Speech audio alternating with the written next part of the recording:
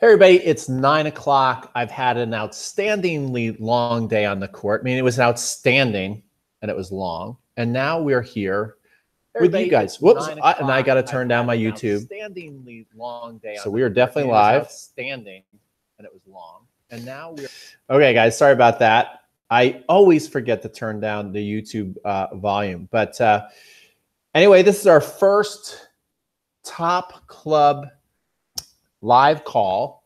One thing that we did not do, which I am sorry about, is we do not have a chat on this page. We do not have a chat on this page, but we will have it for next time. So we're going to have a presentation tonight. I'm calling it Pete's 10 Commandments for a Solid Return. And what we're going to look to do is I've talked about when we were going through the Break Their Serve, Break Their Spirit course, I've talked about return leaks, saying that there are 4 return leaks, meaning that little inefficient moves you're doing that's causing you not to return serve as well as you can. And they are A, reading serves, as far as like being able to tell what spin is coming. Is it going to be a power serve? Where is it going to be placed? I'm going to give you guys some tells tonight. Like if you're a poker fan, which I'm a terrible poker player, but I'm going to give you guys some tells tonight that will help you kind of figure out where the serve might be going so you can just move to the spot that much faster. It's all about that first move to the ball to be able to get some really good returns going. The other thing is footwork. And people, I think this is one of the biggest mistakes that people make when they go to return serve is they don't think much about actual footwork technique. I think people get footwork confused with speed. And they're completely different. You want to work on different movements that's going to get you to the ball in the best possible way so you don't screw up the return. And we're going to talk about that. The third leak that we would have on a return is the preparation leak, which kind of goes, the footwork and the preparation leak, they're kind of going at the same time. And it's very important how our feet and how our shoulders get ready to return a serve. And again, I think another big mistake that people make is they treat the return of serve like a ground stroke. And so I'm going to go through and give you guys some good tips tonight on how you can stop doing that. And then finally, the most important part of the return of serve is having not a very solid contact point. Whether we are flubbing the ball off the frame, or we're late, which happens a lot, or we're hitting the ball too close into the body. These are all common things I see that's causing us not to crush and have a solid return. So we're going to go through all that on tonight's call. And I thought the best way that we would do it is with my 10 commandments to a solid return. And the cool thing about these 10 commandments is they also have like a categories or tips. So one commandment might have as many as, let's see, about 7 or 8 tips to it. So we're really going to be thorough tonight.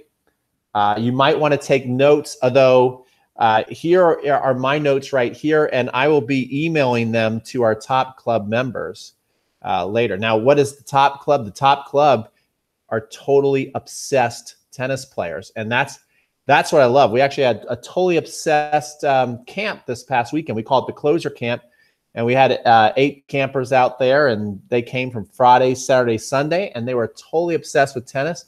We all loved it because we were all right at home because everybody there was obsessed with tennis, and it was great. So this is so much fun to be doing with you guys online and on the court. And the longer that this thing goes, the better it gets because we do more together online and on the court. So it's just really cool. So I just want to thank you guys. And if you are just now joining us, I do apologize that on the page you're watching this, it doesn't have a chat. I kind of feel bad about that, but we will add a chat. I promise we will add a chat. I just want to test it to make sure it's playing on this page. It does here. Okay, cool. So everything sounds good. I'm making more noise. All right, very cool. All right, so let's get right into this right now. Let's get into the business. I'm just going to check myself out, make sure I can see that everything is still going smoothly. Very cool it is. All right. So, guys, commandment number one to having a really great solid return. Commandment number one is I want you, when you are getting ready to return serve, I think it is so important to have a pre-planned response and state of mind. I think that this will go a long way towards being able to create the points that you want to create. I think a lot of my students, I know a lot of my students, when it comes to serving, because you are starting the point, I think people have better goals for the serve in general. They think, where do I want to hit the serve? And if I hit a really good serve, what might be the next shot? And when people are returning, lots of them just get into the mindset of, I hope I can just get the ball back. And they're very reactionary. They're not really planning much further than let's get the ball back and play. So that is the first thing that you want to do is you want to, have a plan on what you want to do, a very simple plan, no more than 2 shots. But beyond the plan, I think you can, here's what I think you can do with a return to serve. I think you can plan 2 shots in advance, like what your ideal first 2 shots might be to start out the point. And then the other thing you can do by pre-planning is you can pre-plan like a state of mind for the point, a mindset of what the point is going to be like, a tempo. Is it going to be a point that's going to be a quick point? The returner lots of times can make up their mind. This is going to be a quick point. I'm going to take a second serve. I'm going to chip. This is one of our campers did this very well this weekend. I'm going to chip and I'm going to get to the net. All right. So that's a pre-planned thing. I'm going to come in, I'm going to hit the shot here, and if that goes well, then I'm going to hit the shot there. That's what you can be thinking. The other thing you could be thinking is this point's going to be a nightmare for my opponent. I'm going to stand. I'm going to be Rafael Nadal. Look how great he does this. I'm going to stand well beyond the baseline. I'm going to hit the ball high over the net to the backhand, and I'm going to bring my lunch pail out, and this is going to be a long point. Like, really set up your mindset what the point is going to be. I'm going to be super offensive. I'm going to try and keep a neutral rally. I'm going to try and stay close into the baseline and have a neutral rally and eventually get on offense. Or I'm going to be a golden retriever this point. I'm going to back off the baseline, play deep, and make my opponent play a lot of shots. These are all things you can do to really start to win a lot more points on the return of serve rather than just thinking, I'm just going to get the ball back and then see what happens. I think we think that the server can set the tone for the point, but lots of times that returner can really set the tone. So you're obviously looking at the style of player that you're playing, the style of play that you like to play, and then you kind of play your best card in what the point should be about. So that is commandment number one. And commandment number one, and again, we will email this out to our top club members. Commandment number one is have a mindset, a state of mind of what the point is going to look like and be about when you start playing. So if you're joining us now, I'm super excited that you're here. What we are doing is we are going through Pete's. We're going to eliminate your 4 return leaks, which are reading serve, your footwork, your preparation, your contact. We're going to do that by following Pete's 10 commandments to a solid return. Commandment number one is have a pre-planned response to how you want the point to go. Commandment number 2 is anticipate what you think might be coming. Okay. So again, this is different than number 3, which is reading the serve. It's as you're at the fence, I want you try and start to become a mind reader. As you're at the fence, you're tallying off, you're looking at your strings. You know, this happens maybe after a couple of games, and you start to see what spins and things like that your opponent tends to hit on their serve, how fast the serve comes. And what you want to do is you want to anticipate what might be coming. Do you think you're getting a forehand? Do you think you're getting a backhand? Do you think you're getting a kick serve? Start to guess, kind of like a poker player. You guess a little bit. Lendl, if you were to watch Lendl play McEnroe back in the day, well, he's going to anticipate on the ad side that McEnroe is most likely 60 to 70, even 80% is going to serve out wide to his backhand. So Lendl would make up his mind before the point even started. He'd like, okay, he'd probably think, all right, McEnroe's probably going to slice it out wide here. And so I'm going to stand in the doubles alley to return serve. I'm not going to stand inside the singles lines. I'm going to be in the doubles tram lines. And I'm going to angle my body so I can kind of really trap McEnroe. This would be something that Lendl would do a lot when he played McEnroe, especially on the ad side. And then the next thing Lendl's probably thinking about before McEnroe even serves it, he's probably thinking, okay, McEnroe's probably going to, so this is anticipating what's coming. He's saying, okay, McEnroe's probably going to serve and volley. He pretty much does all the time. So then Lendl's thinking, okay, am I going to do, which he was so great at, am I going to chip the ball low cross court with an angle? Am I going to rip a topspin backhand return? He's thought about all this before the serve has even come, before the points even start, before he's even taken his position on where he's going to return. So I want you to start thinking more like that. And you are certainly good enough. You might say, oh, well, we're not Lendl, we're not pros. You're certainly good enough to start doing these types of things. So that is commandment number 2, is anticipate what you think might be coming. And so now we've gone through 2 commandments. Commandment number 1 is have a pre-planned response and a state of mind for the point.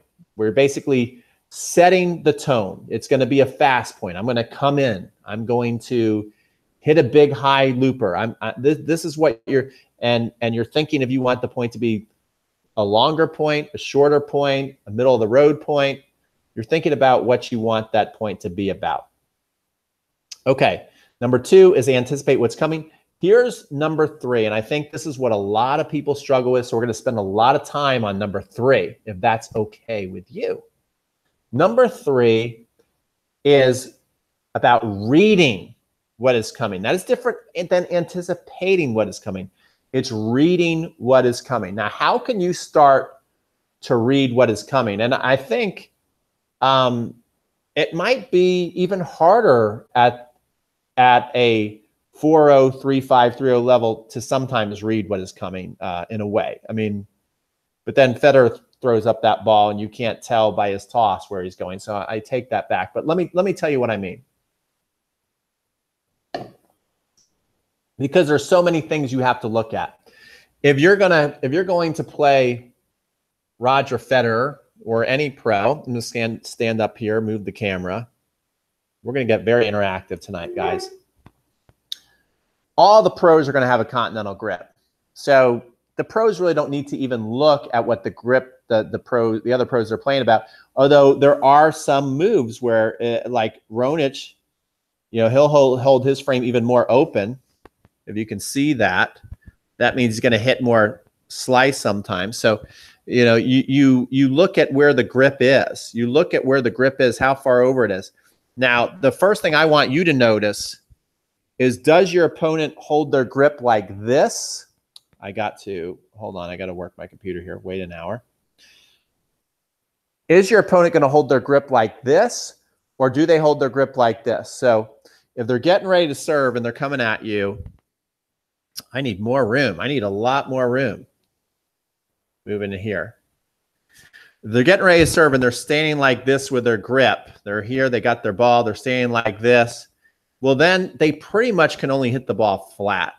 Okay, that's all they can do. So that's one thing you want to look at right away. I would look at people's hands when they get ready to serve and notice what grip they hold. This is a big one that you want to know. And if they only have this grip, they can probably only hit the serve very flat and hard and then dink a second serve. So you can start to really orchestrate and have a lot of plans in your mind for second serve attacks.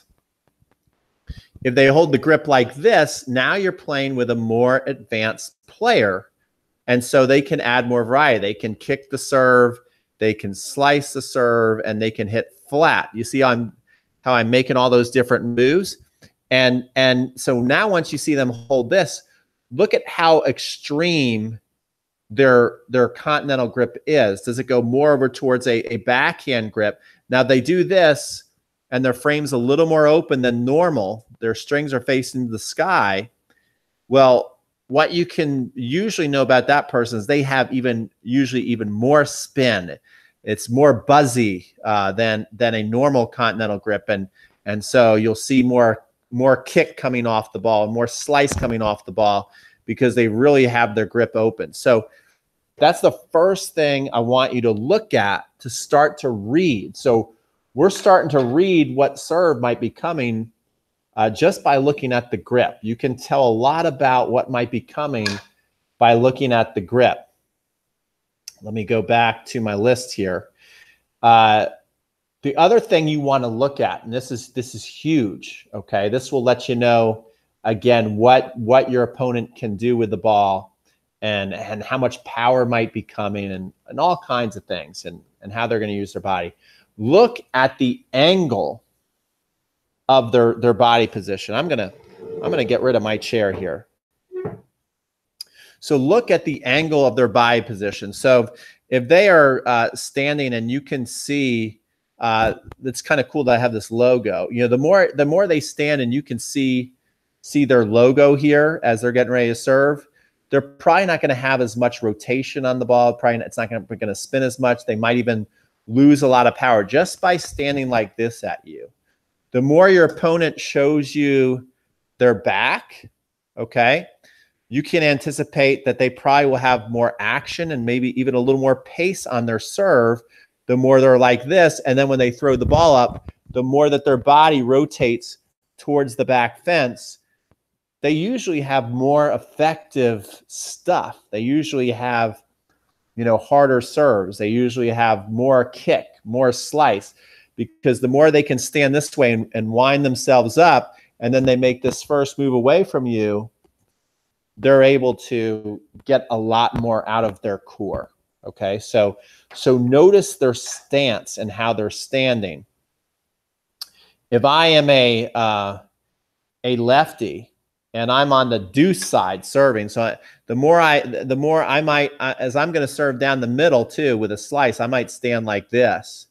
If I am going to kick the ball, I might position my shoulders a little more like this and then be a little more extreme than normal. So because now, and this is what most normal people will do. We're not playing the pros where they can really, you know, they have such great torque. The more someone's angled this way, they probably will start serving more out towards the net post on that side. So if I'm a lefty and I get my body position like this, well, there's a good chance I might be going with a kick. So there's just little tells that you can start to read just by the person's body position, just by the person's grip. These are all things that you want to be noticing. They're all little tells, just like you're playing a poker game to figure out what might be coming at you. Okay, aren't you glad that you're seeing this tonight? Okay, now the next thing is look at what is dominant hand. Okay, this is a big one. This is like something that so many people. I've had my students come off the court from a match, and they will tell me like, oh, I just realized after the match that they were a lefty or that they were a righty. So right away, make a mental note to know if you're playing a right-handed player or a left-handed player. You have to look at that, okay? Notice if they're righty or lefty. Make a note on that, because that's going to be able to help you know, like, are you most likely to get more forehands? Are you most likely to get more backhands? On certain sides, different players, righty and lefties typically like different things. You know, on the deuce side, I typically like to serve more down the middle because that's my slice down the middle. On the ad side, I like to serve more out wide. Righties typically on the deuce side, that tends to be, in my opinion, their weaker serving side, because I think if righties have a good kick serve, that can really be a tough serve for a lot of players on the ad side because they can kick it to the backhand. It's very hard until you get to a higher level to be able to hit a good kick serve on the deuce side that stays and goes just up the tee and doesn't start to curve over to people's forehand. So there's lots of opportunities when you're playing a righty that their second serve is going to shift more towards not the tee, but the middle of the box. And so I think it's a lot easier to attack a right-handed server on the deuce side. So these are just little things that you're doing to formulate your game plan and to read what might be coming. So I just want to recap that really quick. So we're looking at what we're on right now, commandment number 3, which is reading what is coming. We're looking at their grip. We're looking at their stance, the way their stance. We're looking at what is their dominant hand. Are they a righty or are they a lefty? Now, the next thing that you want to look at is what is the score and what is their tendency based on that score. So I'm going to give you a couple tells in case we ever play each other, which probably won't happen, but if we did, and that's nothing against you. I just don't play much anymore. I teach a lot of tennis, so which I love to do. So if you're going to play me, these would be my tendencies based on the score.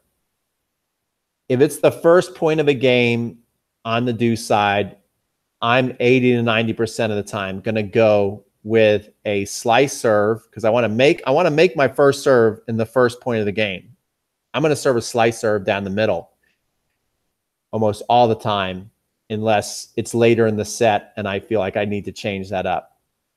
When I go over to the ad side, I'm going to slice the ball out wide for the first 2 points. Now, if the score is 30 love, my tendency, because I have a little bit of confidence and I want to show maybe something, to show my opponent it's a good time, I want to show my opponent that I have a different serve. So they kind of, because they might not be thinking about all this. They're not maybe thinking about the score in the context. They might just be thinking, oh, he can actually hit a kick serve out wide. I have to watch out for that.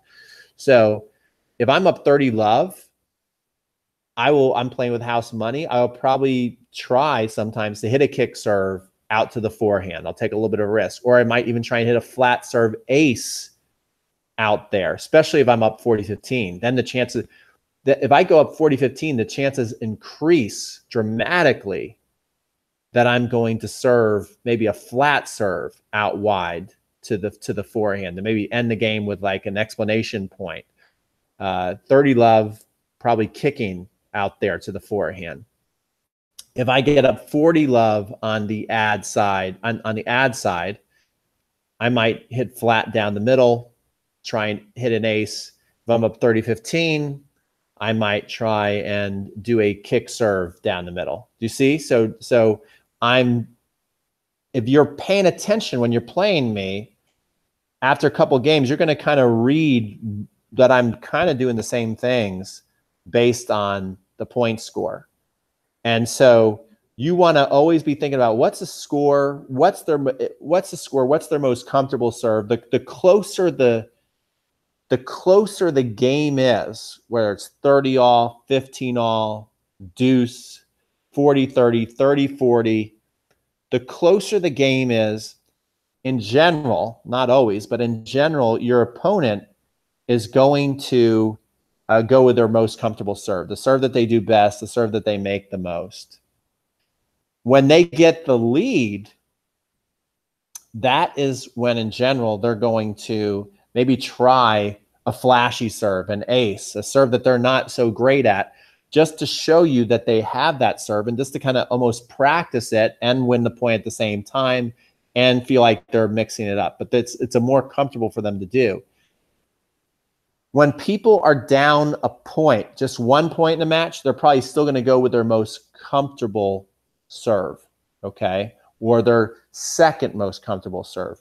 When they are down maybe 2 or 3 points in a game, love 30, love 40, this is when you might see your opponent feel like, well, I got a deuce. I really kind of need a free point here.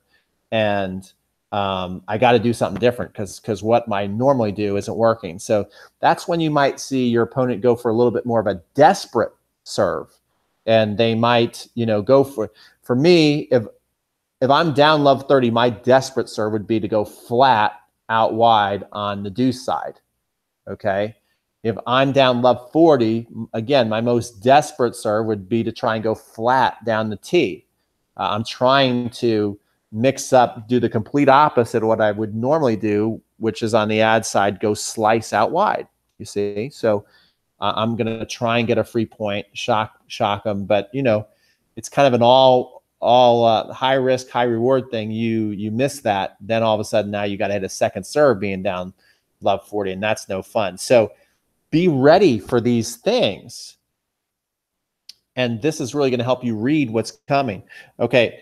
Another thing that you need to look at, and I don't think a lot of people pay attention to this, is the line position. I'm going to draw out a court here. Okay. I'm going to draw out a tennis court for you guys, and notice if your opponents do this at all, or even if they stay put, it gets even easier to do. So there's service box. Hopefully you guys can see when I show you this. Here's a tennis court. I think that looks pretty good. There's a tennis court. And what you want to do is notice the line position. Again, let's take me as a lefty. Let's use me as the example tonight. The closer I'm standing here on the deuce side, the most difficult serve for me becomes out wide, okay? That becomes hard. The easiest serve for me becomes a slice down the middle. The more I move out here, slicing down the middle becomes tough. The angles don't work with me. The ball's going to trail off more into the body or to the forehand without even trying to do it. And what becomes easier is to hit the ball out wide. You see that? And hopefully you guys could see all that. I know I was kind of drawing, looking at myself. But again, the more I'm staying in the middle, it's easiest to hit down the middle. It's harder to hit out wide. The more I move out here, again, I'm on the deuce side as a lefty. The more I'm out here, it gets easier to hit out wide and tougher to hit down the middle. So notice where your opponent is standing on the line when you are getting ready to return. Hopefully that makes a lot of sense to you. I know this is a lot of stuff. I'm going to, for our top club members, I'm going to send them this list that I'm going through right now.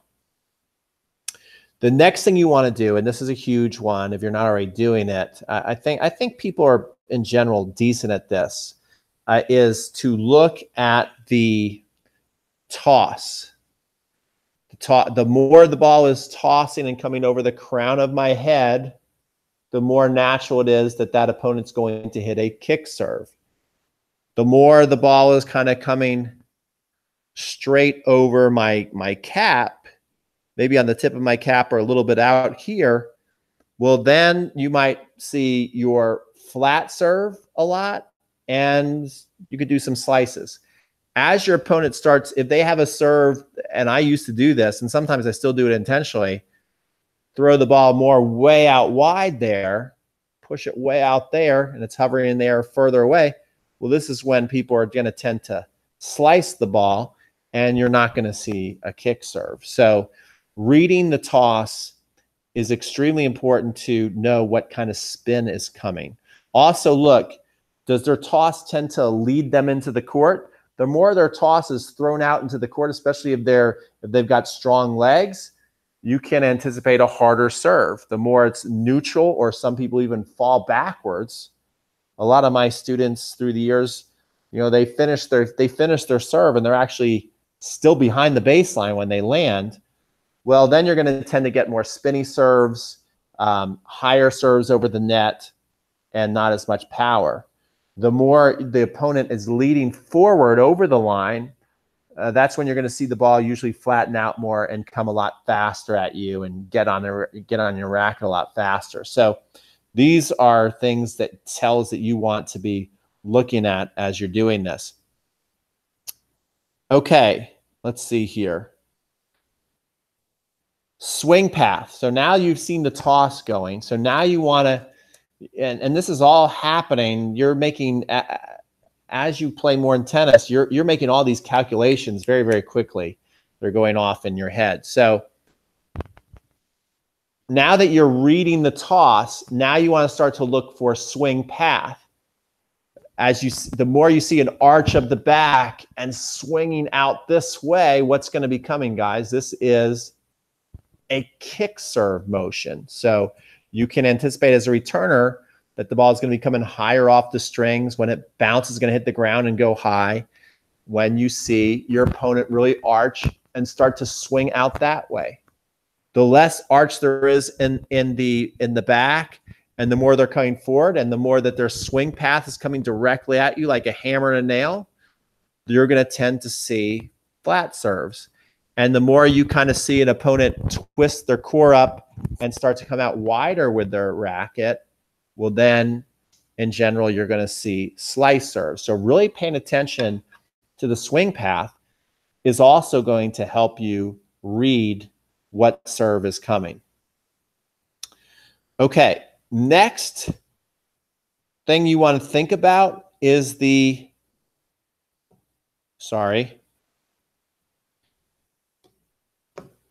read what's coming, we're looking at swing path. Then the next thing is curve direction. How is the ball curving? So a slice in general will kind of work like a boomerang. It'll kind of come out and then like that. So, right? So when someone's slicing the ball, it's going to move more like that. So you've got to notice that right away off the strings. You got to see that start working and realize, okay, a slice is coming. And when it hits, it's going to keep dancing away from me. Kick is the opposite. The curve is going to be higher. It's going to go up high. It's going to move out the opposite way. It's going to be more like this and high and then bounce. And then it's going to bounce out that way. So the slice and the kick, direct opposite reactions to what they're doing. I need a little drink here. So make sure that you're looking at the curve direction. Flat, that ball's just coming straight.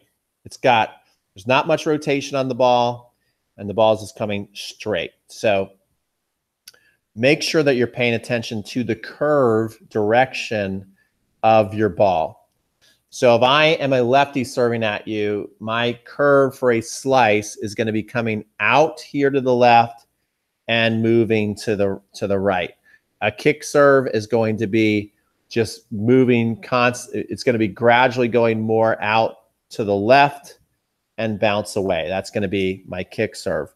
Flat's just going to go whatever directions it's hit is going to keep going straight through the court. And it's going to be moving if someone's good at the serve. Okay. The next thing you want to look at, which is so important, is the height over the net. Pay attention to how high the ball is coming over the net. The higher someone serves over the net, the bigger the ball is going to bounce off the court. A lot of this seems very, like, okay, I would figure that, but so many people don't take all this into account when they're really planning on making their first move to the ball. So the more you can be aware of these things that may or may not be obvious to you, but the more you really make a mental note of them and start to use this in your matches, you're going to start reacting to the ball that much faster. And let's see here. Okay, height over the net. So that was number 3. That was all of number 3. That was a long one. I told you we have some long ones just in one. So far in Pete's 10 commandments to consistently hit a more solid return, we have a pre-planned response, number 1. Number 2 is anticipate what is coming. Number 3 is reading what is coming. Number 4, and this is a huge one for you guys, is split step timing. Okay? Split step timing. So this is where I wish we had the chat on our page today, but we don't have the chat on our page. It will be next time. When do you split step? When is the moment? You probably know that you're supposed to split step to hit a return to serve. You should split step before every shot. When is the exact moment, though, that you should split step? Now, depending on your opponent's toss and how high it goes, that can change a little bit.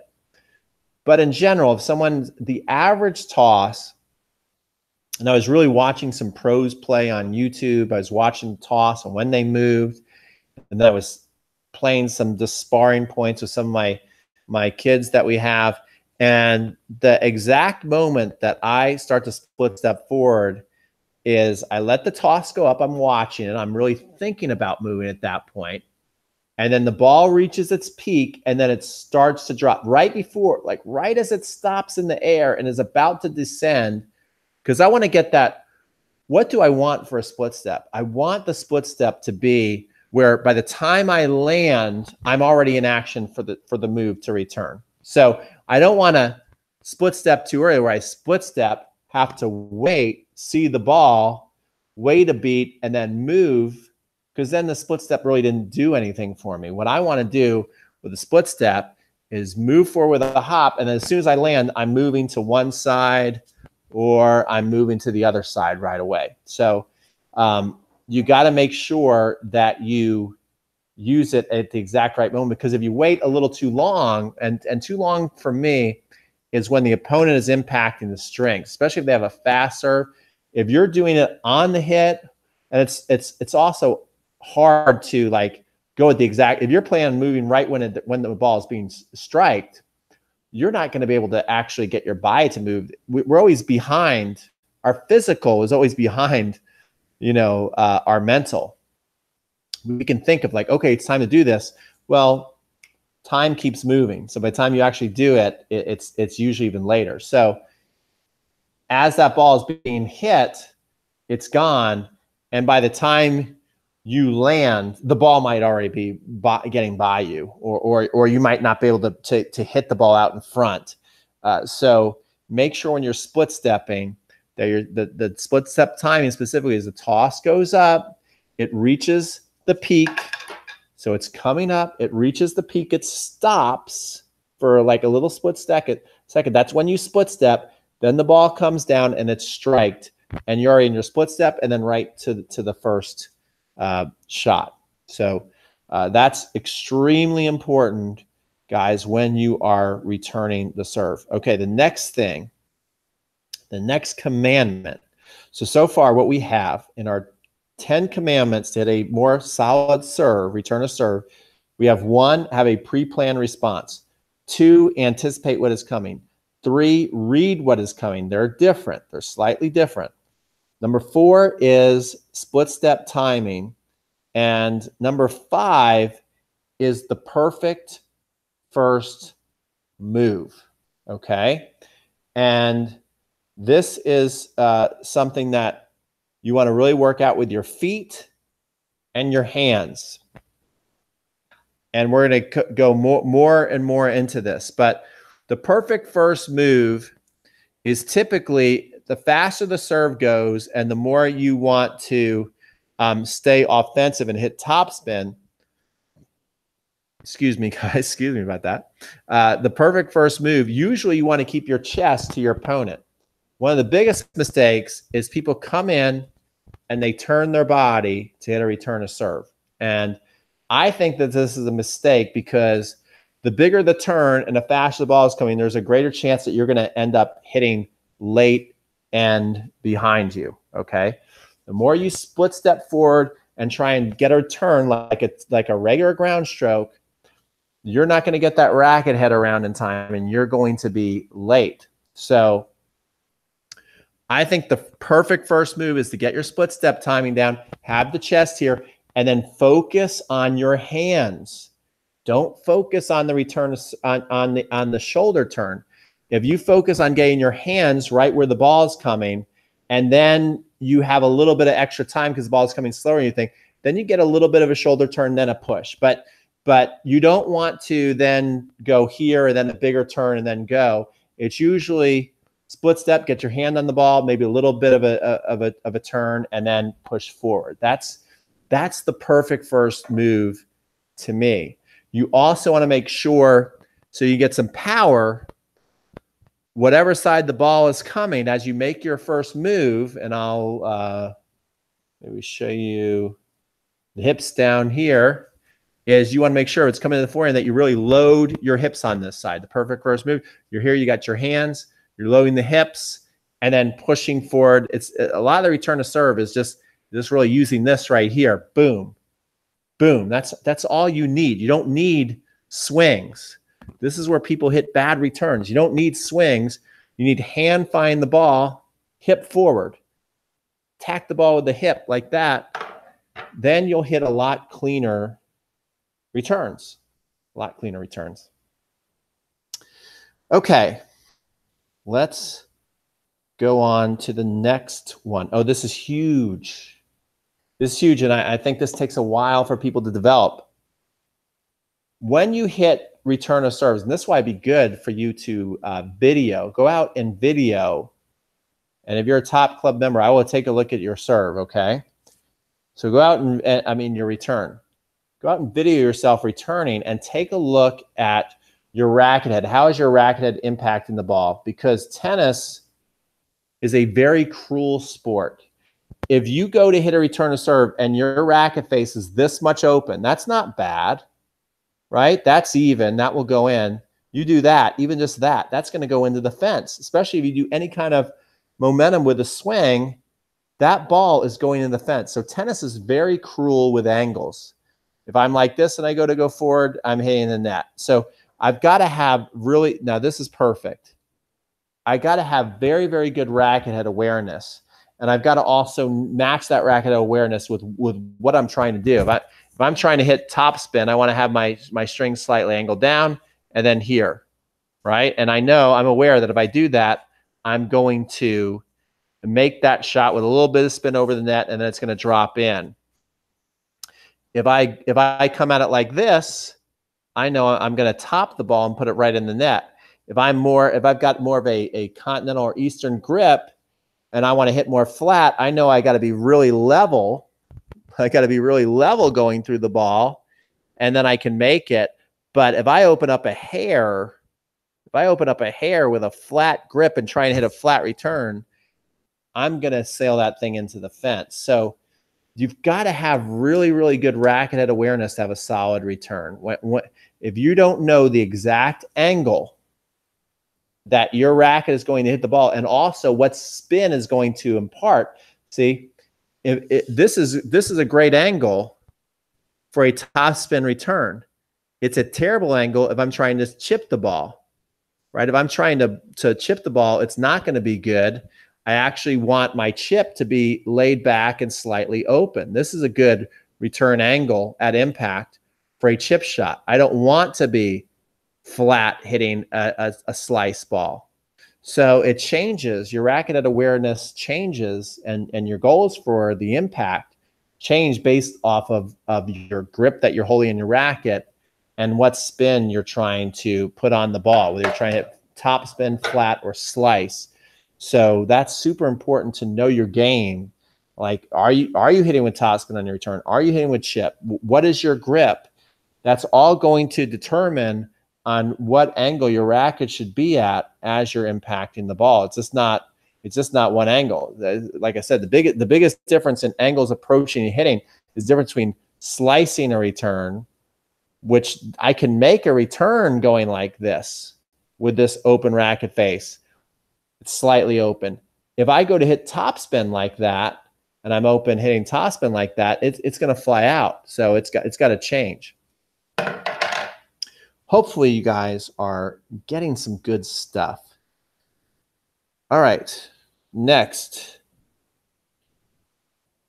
You want to make sure that you master, and I'm not going to go through all of them as far as demoing because I just don't have the space.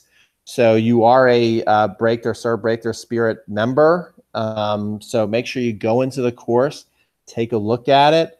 but look at the 6 break your serve footwork patterns.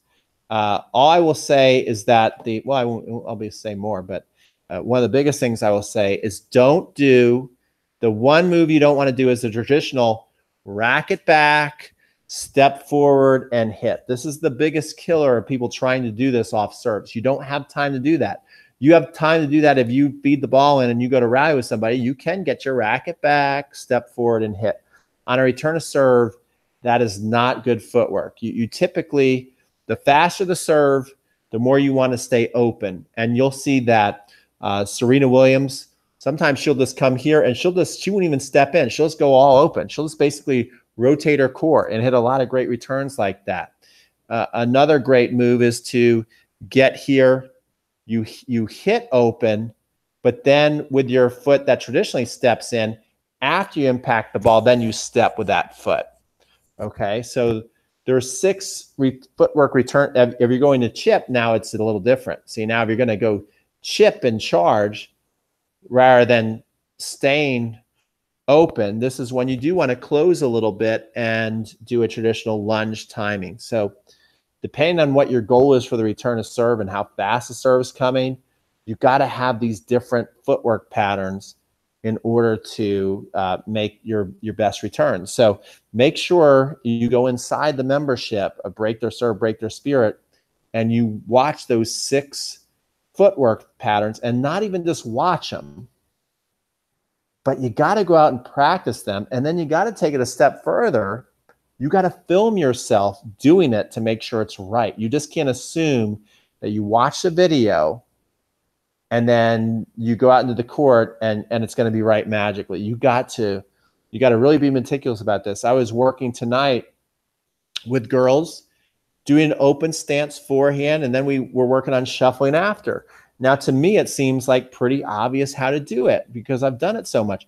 But this one girl, she just couldn't get it. I literally had to hold her leg and physically lift it to the spot I wanted to go with afterwards because she just couldn't get it. So it's things that you've got to really watch and study and train your body to do, especially if you've never really thought about, 6 footwork patterns on the return of serve. So make sure that you go watch the videos, but your job isn't done there. You can't give yourself you can give yourself a half golden star for watching the video. But the way you really get the whole entire golden star is you got to watch the video, go out to the courts, practice the move, or you can even do them in your house.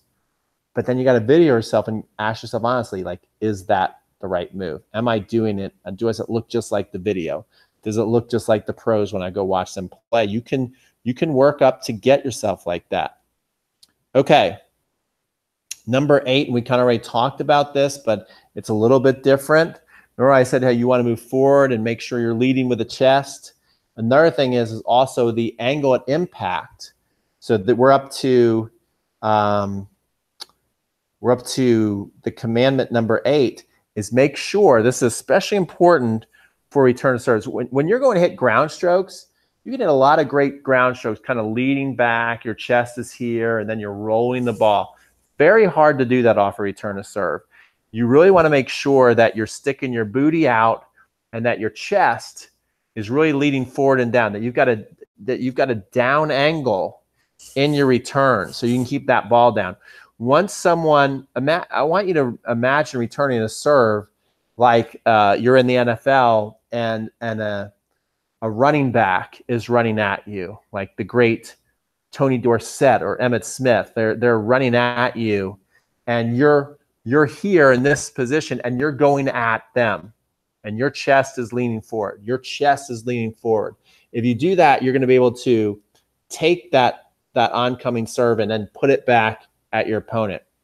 If you have the opposite things where you get like a deer in the headlights, like, oh no, here they come, I'm a little scared, right? And your body's like this, the ball is going to go up and out. So make sure that you really get down low, you're sticking the booty out to the fence, and you're ready to lunge forward with your chest. And imagine that you've got to go tackle someone coming very fast at you. The more your hands are in here and the more you're straight up, you're going to be late. The more you got your hands out here and you're ready to go get the ball, then you're going to hit a lot better returns. All right, let's go to commandment number 9 to hit a solid return. And this is a great one from Andre Agassi. And that is to focus, staying level, even if whether you're hitting top spin or chip or flat, as you're leading up to the ball, the 3 inches before the ball, and then the 3 inches after the ball is hit. Try and keep that as level and as smooth as possible. Try not to be pulling away too fast from that, because then you're going to, hit a lot of mishits. So you're 3 inches before the ball is coming, and you want to make sure that it doesn't go off path at all. And then once you hit it, it continues to stay in that path for another 3 seconds. If you can get that, and Agassi talked about, this is what he focused on to hit the ball so solid. I think he even said it was 6 inches, but I'm saying 3 inches because we're talking about return to serve. So you should have a smaller mindset, a shorter, more compact swing mindset. So different than a ground stroke. Maybe when you're focused on your ground strokes, a little further, 6 inches before, 6 inches after, because you can go a little longer with it. But I'm thinking return to serve, 3 inches before, hit, 3 inches after. You're going to hit a lot of great returns, and you don't even need to do much, especially the more your opponent gives you, especially when it comes to pace, the less you have to do to hit a great return to serve. Okay, number 10, last but certainly not least, is you have to know, and this is usually before the serve. This goes all the way back to number 1. Remember what number 1 was, which was have a pre-planned mindset for what the point is going to be about. What you want to make sure that you're doing is that, I kind of lost my train of thought. Hold on, we're on number 9. Number 10, which is number 10 is know your recovery plan. Know where you're going to go after you hit the return to serve. So the serve's coming, and if I'm going to chip and charge, I know my recovery is to follow the path of the swing and get to the service line, or maybe even a little bit inside the service line, and make sure I'm right in front of the ball. If I'm going to get into a baseline rally and I play doubles, I have to hit the return. If I'm inside no man's land, a lot of people hit returns in no man's land to stand there. I got to know that I can be in no man's land or hit the return, but as soon as I hit, I just can't stand there and watch, see what happened. I've got to move back a good, it's just not getting, this is a big mistake that I noticed that people make at club tennis. They'll be here hitting a return to serve, and then they'll just get like right on the line. That's what they'll recover to. It's like, oh, well, I'm out of no man's land. This is pretty good. And then the next ball comes and hits right at their feet, and they can't recover. If you're gonna rally and go cross court, even in doubles, you've got to get off the line. There should be pretty good space, so you have a guarantee to keep all the balls out in front of you to hit. Okay, you want to get back here. Give yourself some space between the baseline. Don't just stand with both feet and toes right on the baseline. You're going to have too many balls land too deep, and you're going to miss shots. You're not going to have time. It's not because you're not fast enough. It's not because you're getting older. It's not because you're not good enough. You're not giving yourself enough time to hit that ball. So make sure that you get back off the baseline. That's a big recovery move. Now, if you're playing singles, and let's say you're in no man's land, then you got to make sure you get all the way back. Don't necessarily even need to get right to the middle, but close to the middle. And again, back off that baseline. So remember, after you hit, you've got a job to do. You just can't hit and watch to see where the ball went off your return, which a lot of people like to do. You didn't hit a golf shot, guys. If you play golf, you can do that. You can hit it, and you can watch it, and you can admire it. When you play tennis, your job is to hit it, and you got to get somewhere in a strategic position to play a great point. So those are 10 commandments. I will email you guys out the list tomorrow so you guys can look at it. But definitely not only just look at it, take this presentation and put it to heart. Go inside the course. If you're a top club member, you have access to all my courses right now, which is great. But make sure that you really, really spend time not only watching the Break Their Serve, Break Their Spirit course. We did put a lot of work into it, but then go out and practice the drills. Have a very focused practice. So this was a lot of fun. This is about an hour for our first official top club meeting. And I hope you guys enjoyed it. And we'll be back soon with another one. Take care, guys. I'm going to bed.